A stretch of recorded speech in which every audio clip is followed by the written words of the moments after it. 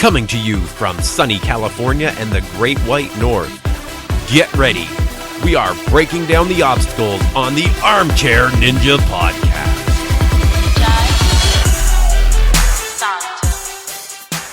Hello, everyone, and welcome back to the Armchair Ninja Podcast. It is Friday, February 17th, 2017. My name is Rich, and joining me to cover Celebrity Apprentice, because who cares about Ninja Warrior UK, is Bijan. How you making out? Woo! Woo, my man, we got it! We have made it to the promised land, everybody. Matt Eisman is the new Celebrity Apprentice. How dope is that, dude? That is amazing. Like, I really didn't see that coming. We, especially after last week, and we were ranting about the your epic rant, which a lot of people seem to really like, about the unfair teams. I thought he had no hope. Like, how did he pull that off? That is amazing. I damn near lost my mind last week. I was so angry, but I am so elated, so ecstatic. What an amazing story. And I must say, last week even made it so much bigger of a story, of a comeback story. Matt Eisman had everything against him, and yet he still made it. He still persevered, and even, like, really astounded, I think, Arnold Schwarzenegger and maybe a lot of the viewers with how well he did. I mean, he beat Boy George in almost a few categories where Boy George was almost a shoo-in to beat him. You know, he outdid him in fundraising. The one thing that everyone's like, Matt Eisman is going to fail epically at this. I'm still astounded. And are we covering it right now? Is that what we're doing, my man? Yeah, let's jump into that. So what we're going to cover, just so everybody knows, we're going to do Ninja Warrior UK Heats 4 and 5, which nobody really cares about, but we'll do it anyway. It's awful. Celebrity Apprentice, the finale, National Ninja League, Apex NorCal, and we'll do some random ninja news. But let's get into Celebrity Apprentice, because that is the meat and potatoes. That is the epic thing that everyone's talking about. Let's get right into that. Dude, so much to talk about with this. But before I start just losing my damn mind, what do you got to say, bro? I loved it. I thought it was a great finale. I thought both teams brought it. I mean, credit to Boy George. I thought he did a great job too. But Matt really, really showed all of his strengths. I thought he did a phenomenal job. And I think you and I owe an apology to his team. Carrie Keegan apparently did a fantastic job of raising money. I was just about to go into that. Yeah, go ahead. So before you go, man, the one thing I have to say, I was so impressed by Carrie Keegan and Carney Wilson. They were truly foundations to this team. And I must eat crow. I was thoroughly impressed by what they did. They really went out of their way to support the guy. I mean, for the third member, Kyle Richards, she was there. I can't complain, but she didn't really she was kind of like the Layla Ali. She was kind of like there, just in a supportive role. But I must say, Carney Wilson, just giving it her all, getting all of her contacts and really attributing to the variety show really made a difference. And Carney Keegan, where did this come from? In the board meeting, it sounds like she was calling everybody in the phone book, really going out of her way to find fundraising for her team. And she really impressed me. I am astounded, and props to them. They really, really were kind of the backbone to Matt Eisman winning. So, yeah. Eating crow on that one. Yeah, a little bit. She even called Sylvester Stallone. Maybe I didn't realize enough of, really appreciate her star power or her connections enough, because to be able to just somehow get Sylvester Stallone on the line to ask him for money and get the money, she did fantastic. That's amazing. And I have to say, Wilson Phillips, performing Hold On. Did you finally recognize them? Do you know who it is now? Not really. I kind of recognize part of the song, but I think it's from the Hallmark Channel or those really old things, like Lifetime Channel stuff. I have no idea. I really thought Bridesmaids would bring it home. I thought, if you saw that movie, it was kind of central to it. They were singing it throughout it. It was a big performance at the end. Dude, whatever. Yes. That was the old lady song in Bridesmaids, right? Oh, yeah. Old lady. Gotcha. Middle-aged lady. Middle-aged. Yeah. Hey, at least it makes sense now. Yeah, okay. Cool. I knew I recognized that song from something. I'm like, when did I hear that song? I have to say, I recognize Boy George's guest songs more than this one.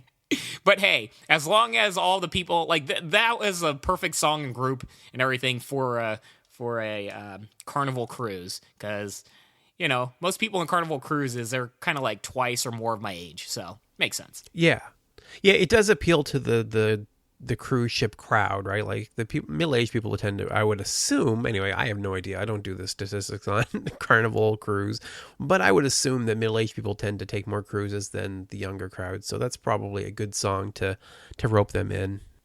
Yeah, I guess. Yeah. So right off the bat, it was very cool. I thought it was a really great idea to bring in the baby kangaroo and the toucan or whatever that kind of bird that was. Yeah, who would have thunk like that would make such a difference? Like, I feel like we were looking over such like little minute things, or it's like, oh, that's actually kind of a good idea. Because I'm like, baby kangaroo, whatever. Like, I didn't even bring any mind to it. But that, like, just seeing it visually, it's like that really makes a difference. And I have to say, one little tidbit that they kind of glossed over a little bit was, for Matt Eisman's team, they had these little cards, these little placards, where I don't know if you get a stamp or something, but it's kind of like an achievement system where you go to each part of their booth and you get like a little, I guess, sticker, and if you fill it all out, you kind of just feel like you've made an achievement. And they have those style of things in video game conventions and other conventions around America. And it's really, really important. PSX in particular really does this well. And I thought that was such an incredible idea to add to this, because it makes everybody want to spend more time at Matt Eisman's booth and experience every single part of it. And yeah, just really cool and innovative things like that really made a difference. Yeah, it was a passport, and it's funny because I had the opposite impression of it from someone who's done those same types of things. I always hate those things so much, but it's they're so common. It is probably a good way to engage everyone. I just hate them. Like I can't be bothered. I don't care. I don't care enough to do all the things to get the achievement for getting all of the stamps or whatever I need to get this thing submitted. Well, boo-hoo to you. I will say to you that a lot of people that are really into, the achievement type of feel, that's really important. And it will appeal to a certain crowd and audience. So it might not be for everybody, but for the people that it is there for, it makes a huge difference. Yeah, I have to say that I was most impressed. I thought that Matt tied it all together perfectly. I have to say, so the two presentations, Boy George's ads were better. I think that would be fair to say. Way better. Yeah, his ads were way better. But I thought that the message of Matt's was perfect and on point, and that was that one destination that takes you everywhere or anywhere. Rather than trying to get into the nitty-gritty of speaking to those, those very detailed points that they were given about trying to talk about the buffet lines and things like that, Matt took the overall picture and thought, what is the message that I want to convey with my presentation and everything else.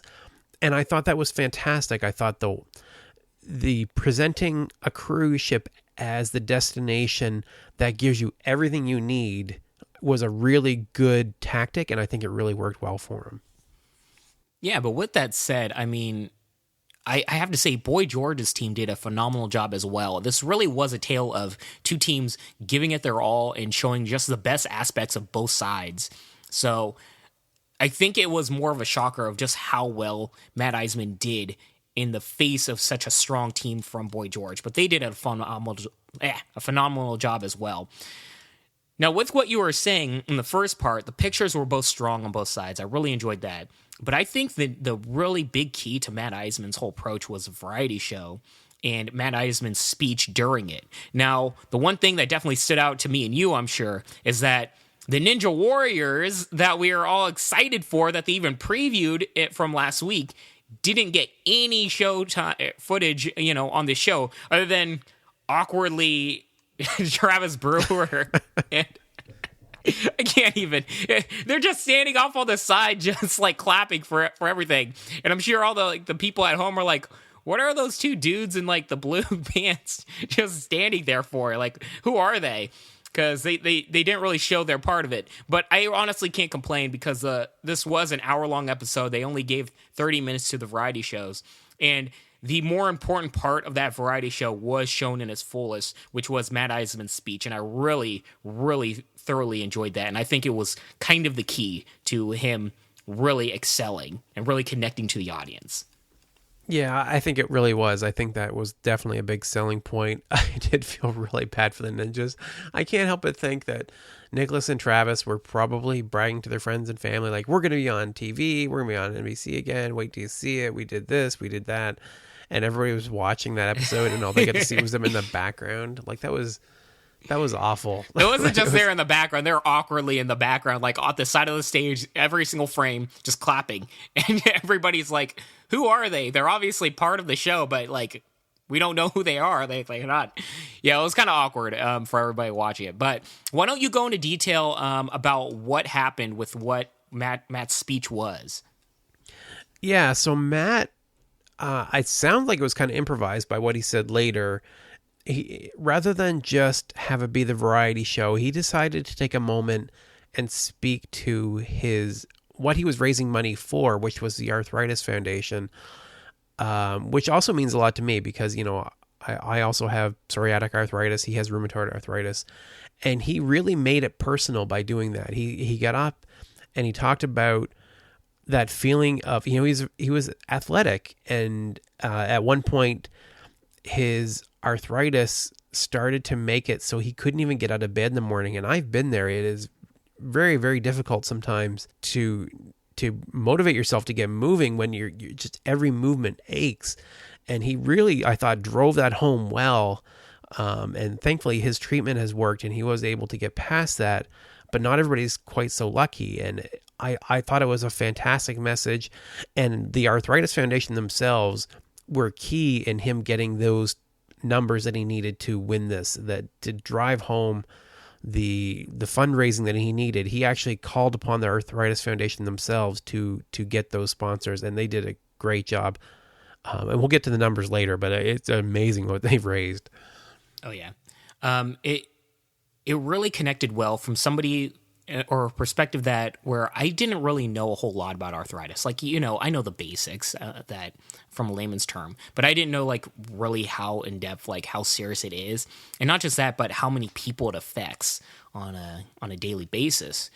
And the way he spoke about it, the one thing that Matt Eisman's really good at is he's really good at connecting to the audience and being very humble about it. And I think from somebody else, like sometimes Boy George, when he was on the show and just talking about how much he lost weight, there wasn't really that connection because it was like all quick and kind of almost gloaty. And I don't mean that from a mean way. It's just how it was presented, right? But Matt Eisman was able to just kind of like take his guard down, become very vulnerable and humble in front of the crowd, and really speak on a very personal level to everybody in that audience, and really speak from the heart about how it affected him. And I found that incredibly profound, and yeah, it was really great TV and very personable. And I think it really did a lot, not only for the Arthritis Foundation, but just everybody at home also better understanding like what it is. So I think it was incredibly an important moment, not only for Celebrity Apprentice, but also Matt Eisman in general, like people connecting to who he is. Now, with that said, I will say the second part of his variety show was also very, very good with I don't know the name. Wilson Phillips, is that Phillips? The name? Yeah, Wilson Phillips. Yeah. They did a great job too. I make fun of the song because I have no idea what it is, but everybody really enjoyed it and everything. But I have to say, dude, Boy George's variety show was amazing. And I really give him a lot of props for it. Obviously, he wasn't able to connect on that personal level like Matt Eisman did. But in terms of the entertainment portion of his variety show, he was amazing. The music portion was just great. The two songs that he like pretty much this entire task, he had Carson take over everything, almost like all the aspects of the task. And we saw Boy George kind of just like working on the music. And it's kind of like, come on, dude, you gotta be the task manager, gotta show up. He showed up hardcore when it came to the music. The songs that he played and that he was able to give for this crowd were really, really great. Everybody had a fun time, and it almost ended with everybody having this dance festivus party and everything. And I was just happy for both of them. They did an amazing job. Yeah, and to Boy George's credit, I think you do him a little bit of disservice because he wasn't micromanaging by any stretch, but I thought he did a good job of delegating and managing each of them. So we saw him getting involved in each aspect and getting in and offering his opinions, but trusting them to do their best work, each of them with their own strengths. So, Carson definitely took the reins in a lot of ways, but he was in there with Carson and offering suggestions and tweaking little things, even in the minorest of details. So when Carson says, tan lines, yes, buffet lines, no. And he, even though Carson was driving that message, he even offered a suggestion, tan lines never, right? So he's in there and he's tweaking the little things, which is minor in the end. But at the same time, he had his input. He was very involved with each of them and making sure that each of them was on message. And yes, his primary task was the songs, but more so than I saw through most of the season, I really thought that he owned this. I thought this was his message, his vision, and I thought they delivered what he wanted in the end. And I think he did a really better job than I would have given him credit for. I thought he would lean on them more than he did. I thought he really owned it. Yeah, that's a good point. I was actually quite impressed by Boy George. And he did take charge. He did, he delegated to the people that he should delegate to because they were so good and strong. So I can't really complain too much, I guess, But with that said, I'm just so happy with how his variety show came out. It was really fun to watch. Yeah, he did a fantastic job, and it's hard to compete. Like, Matt can out MC him, and he didn't even try, and I think that kind of hurt him in the end. I think Boy George, maybe he should have stretched himself out a little more and did more of the MCing. He really leaned on Carson to do that. I don't think that would have mattered. I really don't think that was. I don't think that was the nail in the coffin for him. Yeah, but he kind of focused on his strength, which was the performance. And when he got up and he sang his songs, which were his original songs, were great. No disservice to them. I thought they were really good, and very tailored to the cruise lines that they were selling to. How do you compete with him getting up singing his like global hit? He's singing Karma Chameleon, and he has these. He has Portia and other ones, like they're just running over and grabbing Arnold up to dance and stuff. Like how do you compete with that? It was so awesome. Did you see Arnold Schwarzenegger dancing though? That was the ultimate like old man dancing. I look fantastic to me. I had no judgments on that whatsoever. Oh, dude, he was like just shifting, guys. He was just like shifting from right to left and clapping. I'm like, dude has no moves. He needs to work on that just a little bit, just a little. It's hard, man. I'm telling you, it's hard. It's not. It's really not. It really I will is. dance all day long. Get the right beat going. Oh, I'm on the dance floor. Oh, I will dance for hours, but it doesn't make it look any better. The whole thing was great. I loved the episode. I really have no complaints overall. And of course, we were very thrilled with the ending. They brought in Matt and Boy George, and Arnold announced that Matt was the winner. I was a little surprised. You were skipping a whole lot, man. Yeah, there's only so much we could cover, man. Come on. Yeah. Well, let's very quickly. The one thing that obviously Boy George, when it came to just like who wins, Boy George beat Matt Eisman's team when it came to the variety show. But the other component of it was the fundraising, and Matt Eisman. I shouldn't say destroyed, but he actually really outdid Boy George's team when it came to the fundraising. Now, we hinted earlier that Kerry Keegan did a whole lot for his team, but the one star that really made all the difference was the Arthritis Foundation. There were people that were donating $210,000. There are couples that are donating over $100,000. Like, these are big, big checks. So everybody with arthritis and everybody that's close to Arthritis Foundation really came together and really pulled for their sponsor of Matt Eisman. And it really made a difference. And it was really cool to see where Matt Eisman did over $500,000 just by himself in fundraising. That is amazing. So good on him. Now, going into this, Matt Eisman absolutely is like far, far superior than Boy George when it comes to just the resume and accolades, right? So Boy George really had to beat Matt Eisman in both parts, and I think the producers were kind of like hoping for that, obviously by the team placement. But since it was even going into that final boardroom, I feel like Arnold Schwarzenegger kind of, you know, it would be quite a disservice to the fairness of the show for Arnold Schwarzenegger to be like, well, we're just going to go to Boy George. But at the same time, I mean, Boy George did an amazing job. So I can still see if he were to choose Boy George. But even Arnold Schwarzenegger in the end, he's like, come on, it's Matt Eisman. You are the newest Celebrity Apprentice. And it was so amazing. I literally screamed and started running around my house, got outside, and I ran around the neighborhood screaming. I was a hot mess, dude. I was like, ah! I was so excited. I did not think it was going to happen, and I was so happy. Yeah, I was incredibly happy for Matt. So the numbers that came out in the end, Matt raised $573,000 and George raised $445,000. So between them, they raised over $1 million, which makes the $250,000 prize money seem kind of paltry by comparison. Kind of ridiculous, right?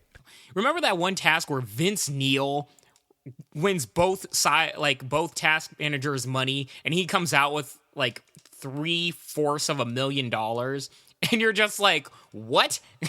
I mean, now it kind of puts in perspective like why he checked out afterwards, because like I've already raised more than even probably the winner of the show. So yeah, it's ridiculous. I'm very happy, by the way, in the final task that Boy George got to keep the money for his team, because I would have equally been upset if, you know, all the money goes to Matt Eisman. No, Boy George raised that money. It should go to his foundation. I'm very happy for Boy George. They're $400 and whatever $1,000. That is nothing to sneeze at. He did an amazing job also. Yeah, 100%. I thought they both did a great job. So I don't know what else to say. It was, both teams did a great job. The whole season, this is my first season watching the whole thing.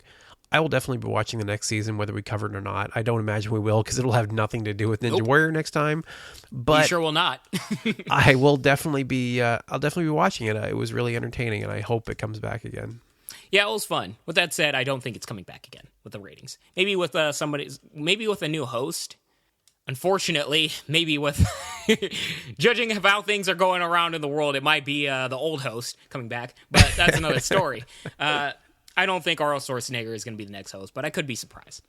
Yeah, I think he will. I mean, the ratings haven't been where they expected them to be, but at the same time, whatever. As a new host, and cable shows are struggling a bit nowadays with, you know, there's like all kinds of different options for entertainment.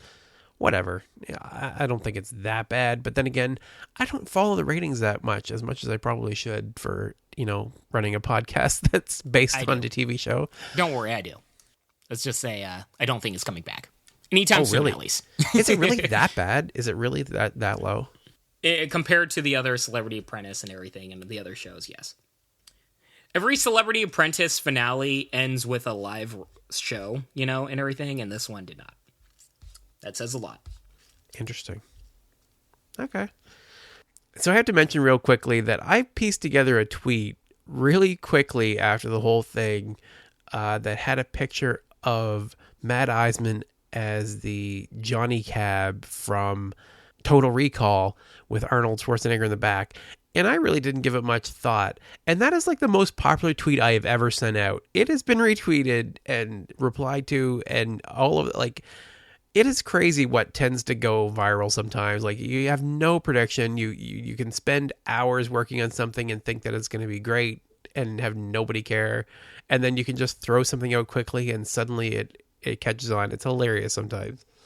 C'est la vie, man. But I'm happy for Matt Eisman so incredibly much. And speaking of Twitter, I had to go to Brooke Burke's page just to be like, what it was. I don't know. She kind of just like has been overlooking the whole thing, and she kind of had like a little tweet about congratulating him, but that's kind of it. And a whole lot of tweets about her family and her husband more than anything else. So I don't know. Mr. Douchebag might be a little jelly, just a little. Overcompensating me. That would be rough. I mean, I gotta say, like, editing can make a lot of things look however you want. So I gotta say, their household's got to be a little rocky in the last few weeks as they're kind of playing up the whole showmancer. I don't care. I mean, if you're really in love, you should trust your wife, right?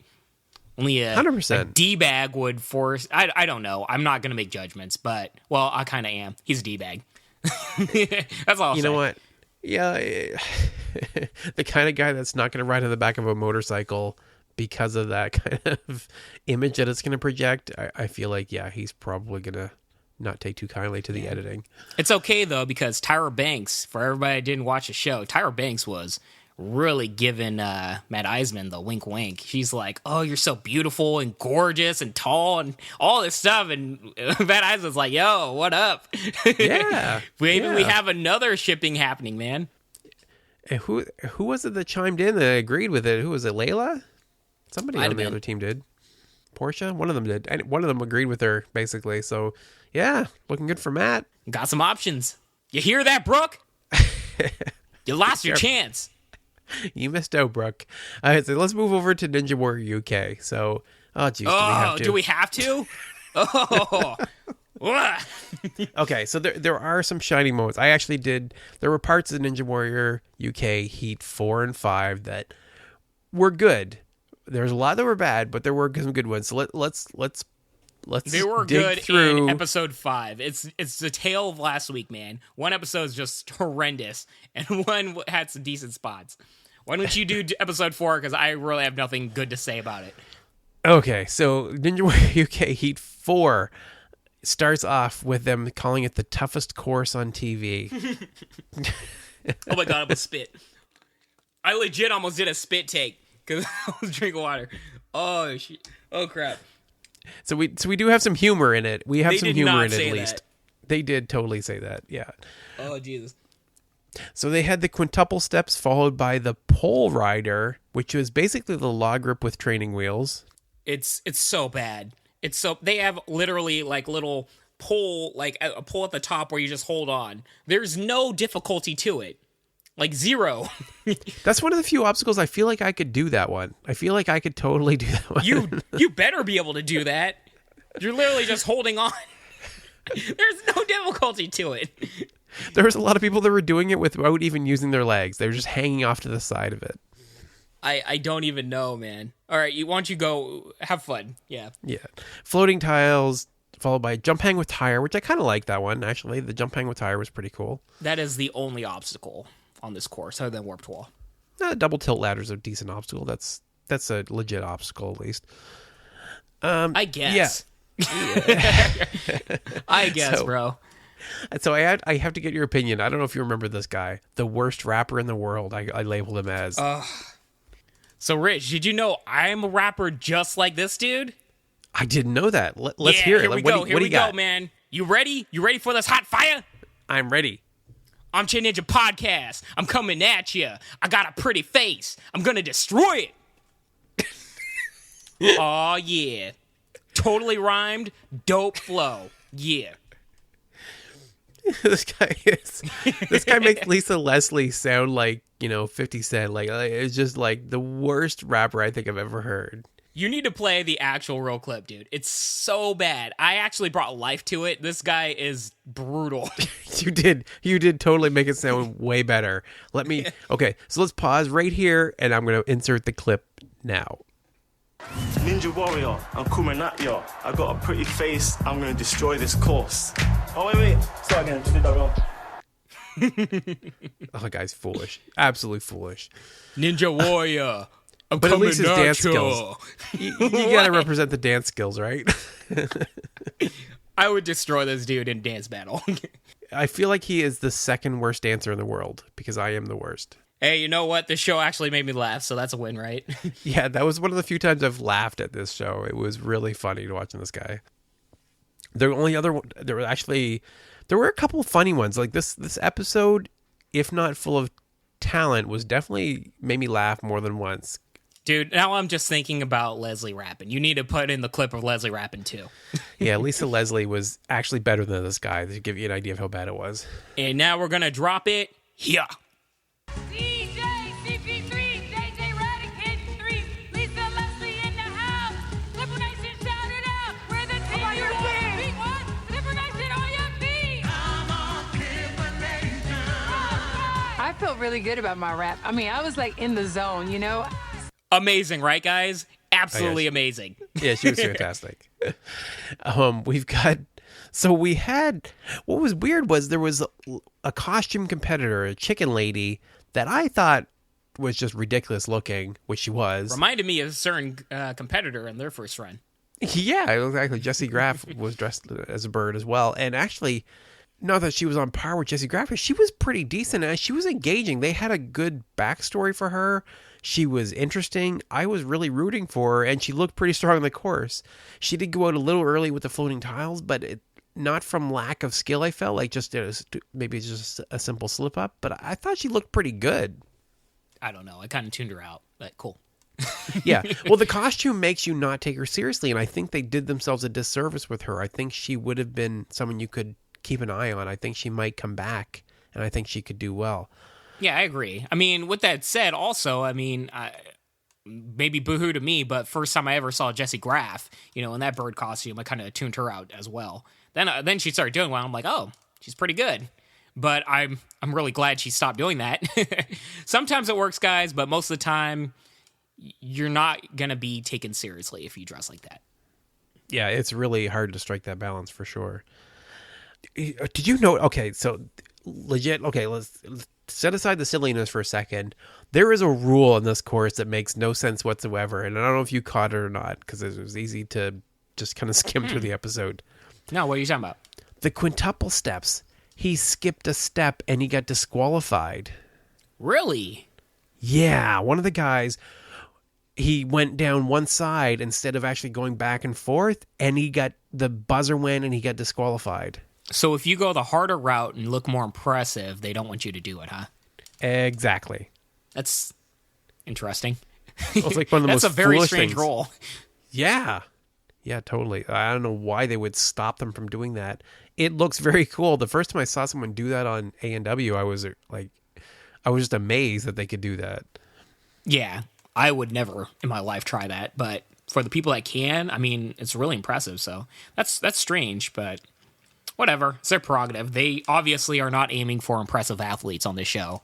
They're obviously, because, I mean, think of it this way. Now we've seen all 5 heats, right, Rich? Because after this is going to be the semifinals. Yes, thank God. Now, finally, after we're done this, yeah. we'll be moving on to some serious competitors. But, I don't know about you, but this whole time, I've been at least waiting for the competitors that we see on the ANW, worldwide, I forget what it's called, but when you have Team Europe versus America versus Japan and all that, all of the super impressive competitors from Europe, none of them are here, and I damn sure know at least one of them are from the UK.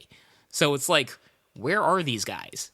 Where is Tim Sheaf? That's what we're waiting for. I was waiting for him with all of these heats. I was waiting for Tim Sheaf, and we didn't get to see him. Yeah, I mean, I struggled through all of these, not skipping, because I'm I'm gonna miss that one run. Nope, I sure didn't. I just wasted so much of my life. I don't know why.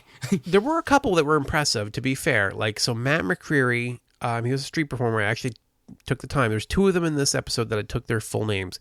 Matt McCreary and Dion Trigg were both fantastic. Matt was a street performer. He reminded me a lot of Thomas Stillings, actually. The way he made the course look easy, his general flow.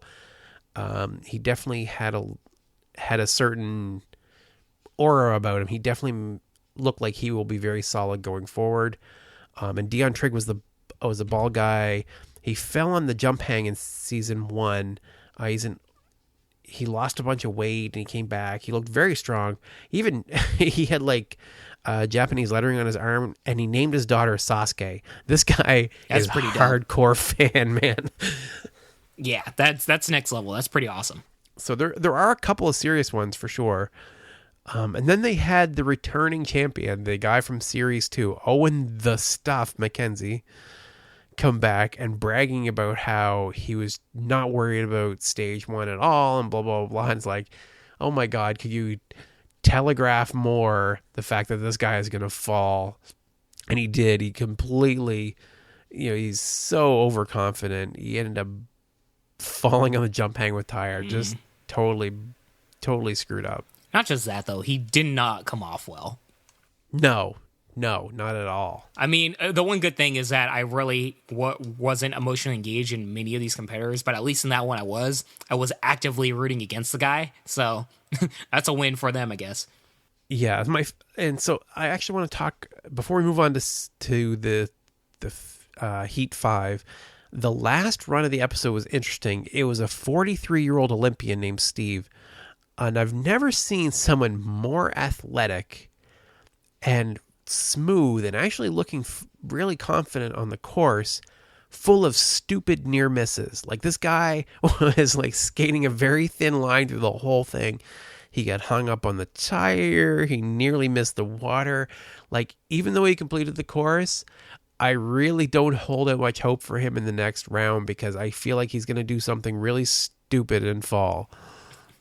Well, not just that. I mean, he was celebrating at the top of the warped wall, and he spent like a good 15, 20 seconds not hitting the buzzer. Yeah, that too. Yeah, I mean, I guess that's the story of his run. I obviously, we can't have him as a front runner to win the show, but I think he's at least fun in the fact that he's different from everybody else. Yeah, so I'll hand it over to you. I did a lot of the talking for Heat 4. Why don't you give us a rundown of Heat 5, which you seem to like a little better? Yeah, well, I didn't write any notes or anything, but the one key standout for me that really made me enjoy this episode far more than any of the others was the course itself. I felt like the course was actually really well. It was a lot more difficult than pretty much any other course we've seen or any other Heat we've seen from this show, and I was actually shocked and impressed by the producers actually making this course.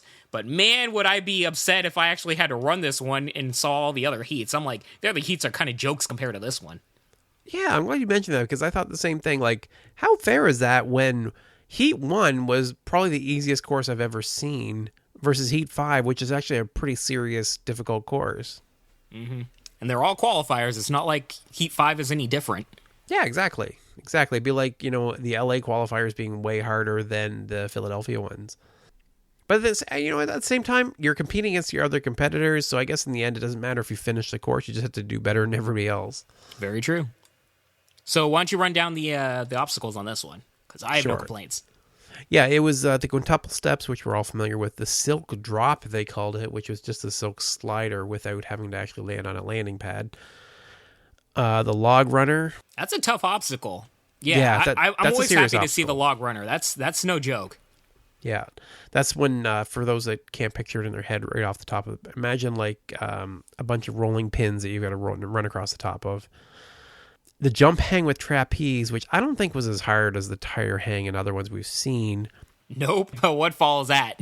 Yeah, the beam cross. I don't know why they didn't call it the I-beam cross, but it's basically the exact same obstacle as the I-beam cross, except they even have a gap at one part of the obstacle, which makes it even harder than the one we've seen in A&W. Well, they have that in the I-beam cross, but the one difference that stood out to me was for this beam, they made it a little bit easier because the pad's actually kind of underneath the ending part of the obstacle, covering a lot of it. So you don't have that much difficulty in terms of the fact that on A&W, you have to reach the very end of the obstacle and kind of swing to a pad that's a little far out. This one, you really don't. You kind of can just drop a little bit, like near the end.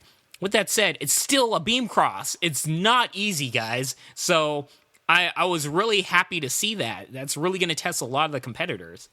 That's a good note about the dismount. I hadn't noticed that.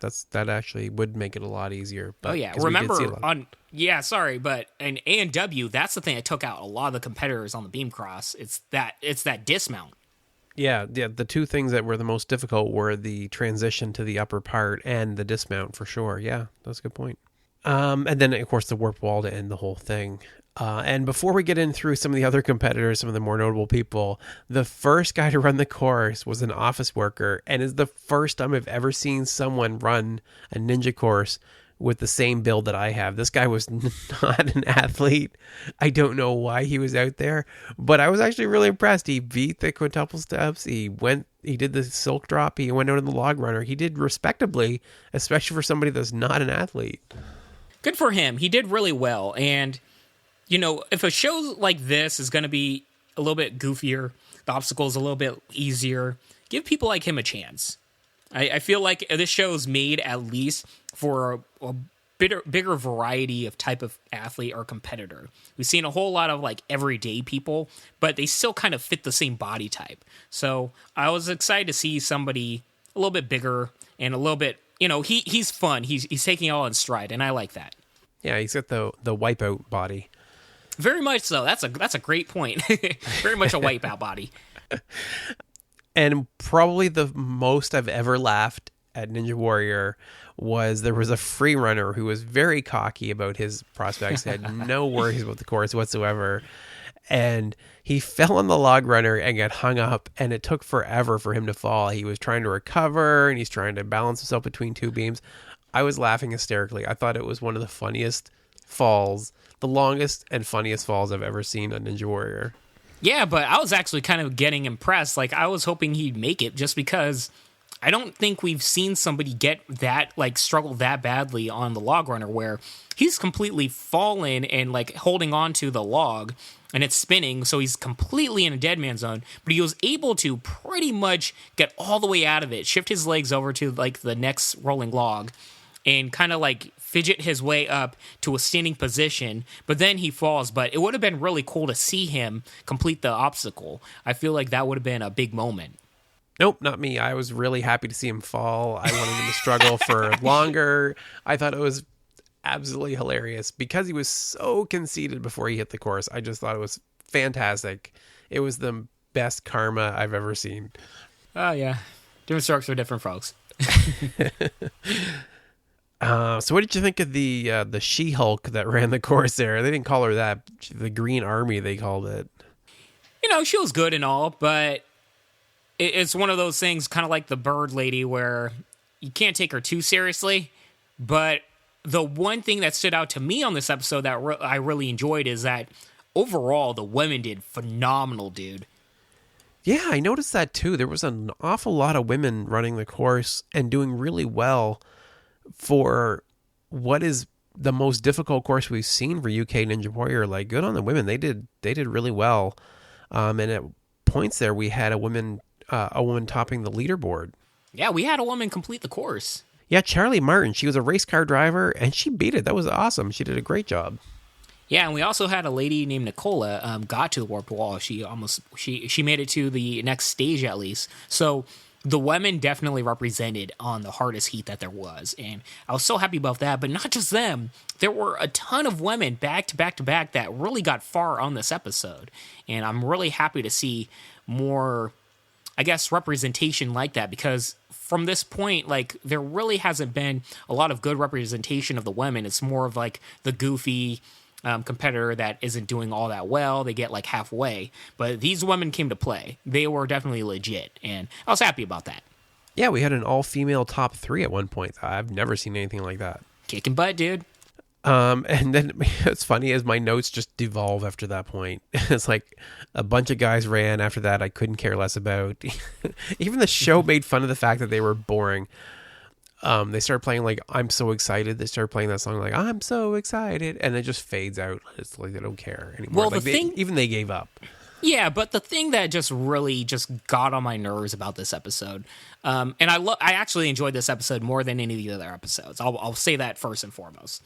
But the thing that really got on my nerves is the fact that after the women do very well, we have this long montage of, or not montage, but we just see this whole thing of a lot of people failing, a lot of men failing, some women failing, but just a lot of people failing this course. And then in like the last 5 minutes, we have this long montage of like 8 competitors completing the course. And I'm not talking about them showing them. I'm talking about it kind of like on ANW where it's that fast forward thing. We just see like they fast forward all the people that completed the course. So it's like, what are you doing? Who is this show for? Because it's obviously not for the people that want to take the competitors seriously. Because we don't even know these people. Yeah, I don't know if I mentioned this on the podcast yet. Universal Tuber, who has a great YouTube channel about Ninja Warrior, reached out to us to let us know that basically our comparison to American Idol was pretty accurate. That basically that's how they approach it. The beginning episodes are all about the funny failures, and then you get to watch the serious competitors after that. So I'm hoping, and according to him, it will get better. Basically, if we hold through to the semifinals, we'll see some serious competitors and serious courses, and I really am hoping it improves.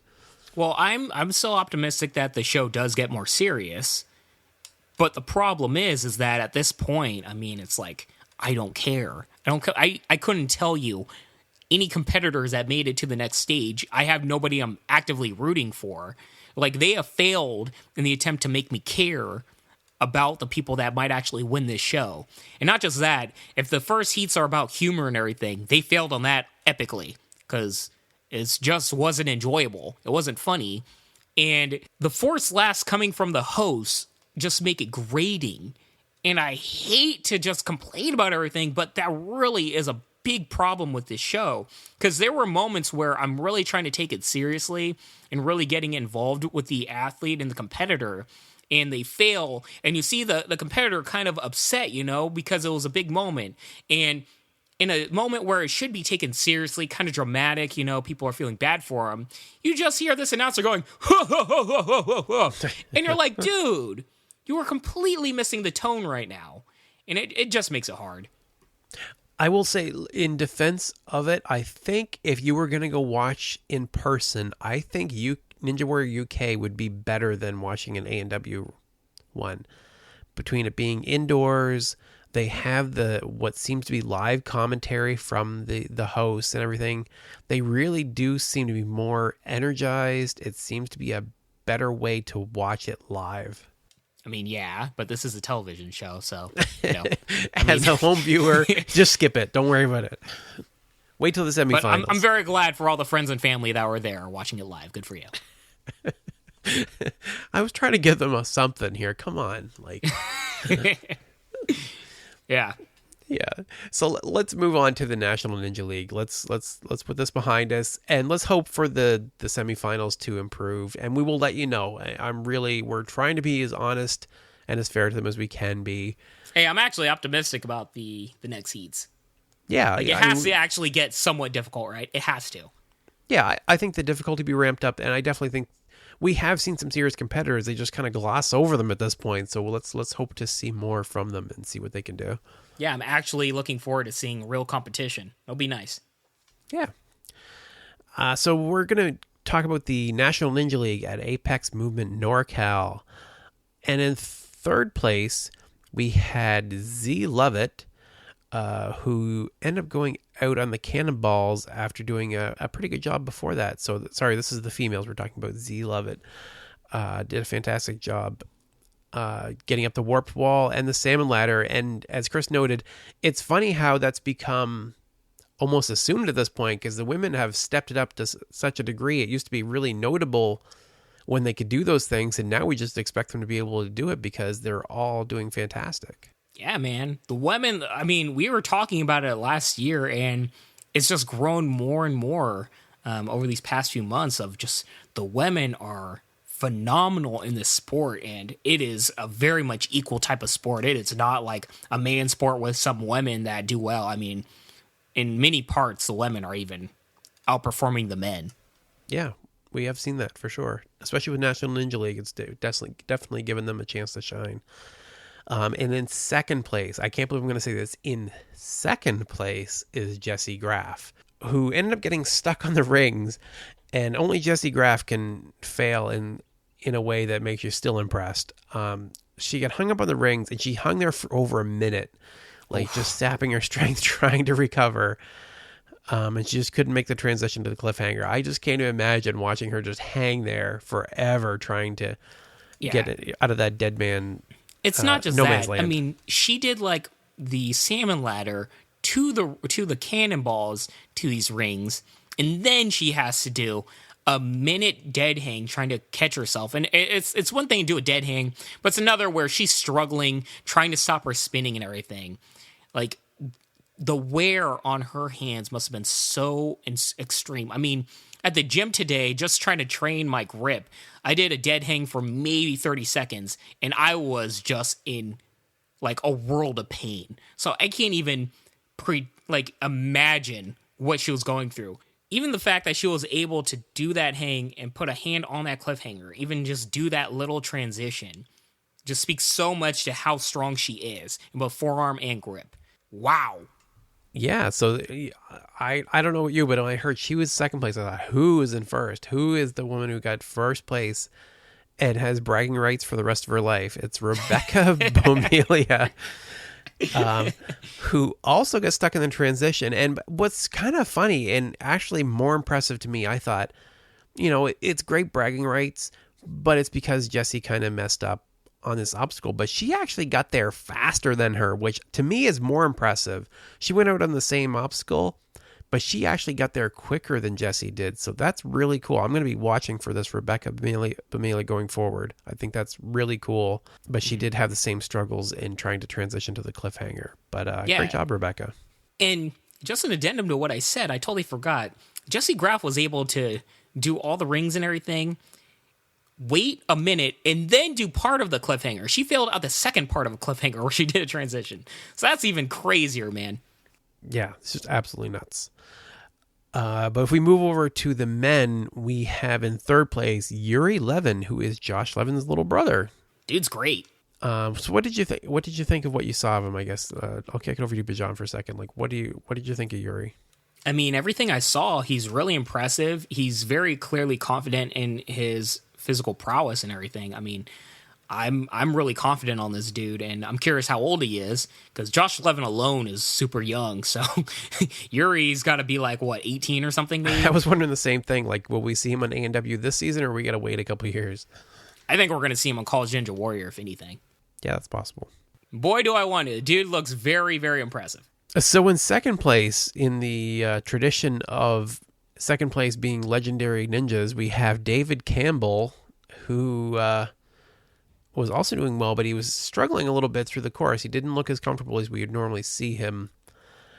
He got hung up on the dismount of the rings, but it does look like he finished it. I'm a little confused on the ending of this course, but because it looks like they're doing a very strange obstacle. I don't know if they have to rotate it a certain number of times or what it is. Yeah. Well, I know. It's a spinning peg, right? It's kind of like a cylinder, and it's a bunch of pegs, and you just like rotate it, right? And you have to do 3 full rotations of it. Like, one of the pegs are marked, and you basically have to get that around 3 times. And then once you complete that, you're done with the entire course.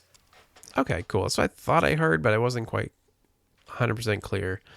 So David completed the course. Great job. And we'll see if he's going to be in the walk-on line or if he actually gets invited back to the show this Dude, next he season. better.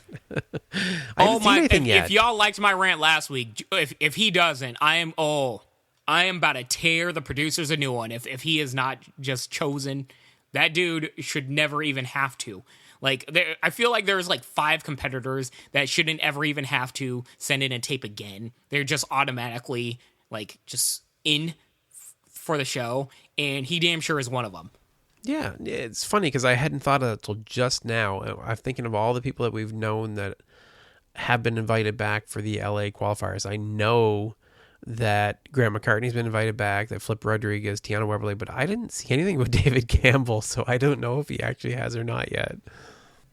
We're going to find out soon, and oh boy, if I hear it, y'all better watch out. That's all I got to say. Another epic rant coming. So in first place for the men, we had Seth Rogers, who had a much better dismount on the rings. He seemed to coast through. He did actually a really phenomenal job. So Seth Rogers, that's a name to note for sure. He looked very comfortable. He definitely knew the obstacles he was going on. With that said, some competitors might be very comfortable with the obstacles for that particular gym, like if they're very local.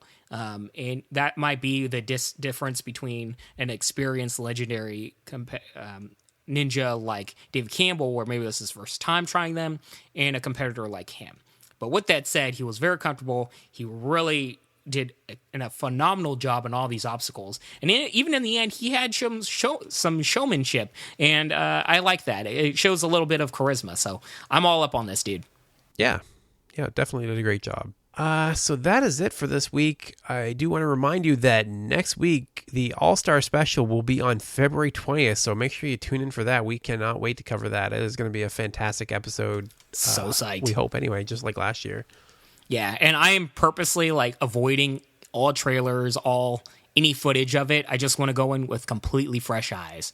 So, sorry I can't really give any predictions or anything like that, but I am so ecstatic, and I hope you guys enjoy it as much as I know I'm going to enjoy it. Yeah, I've been avoiding it all too. I know they've shown Jesse LeBrecq for that, and I keep thinking I want to see a Jesse versus Jesse. I don't even care what obstacle, what stage, what they do. I want to see Jesse LeBrecq versus Jesse Graff on something. That would be super fun. Add in Megan Martin with it. Oh my God. Oh, that's right. There's 3 teams too, I think. That's one thing I did hear somewhere along the way, that instead of just having Matt and Akbar, that Christine Leahy may have a team as well. So we'll see if that's the case. Cool, man. That's all I need to know. So stop spoiling. That's just rumor. So we'll I'm see just how it teasing. turns out. I'm just teasing, man. All right. So that is it for this week. Thank you all for tuning in. If you'd like to reach out to us, you can reach me at rich@ninjapodcast.com. I am at Ninja Podcast on Instagram and Twitter. And Bijan, how can they reach you? Hit me up at Twitter and Instagram at Bijan151. That is BIJAN 151.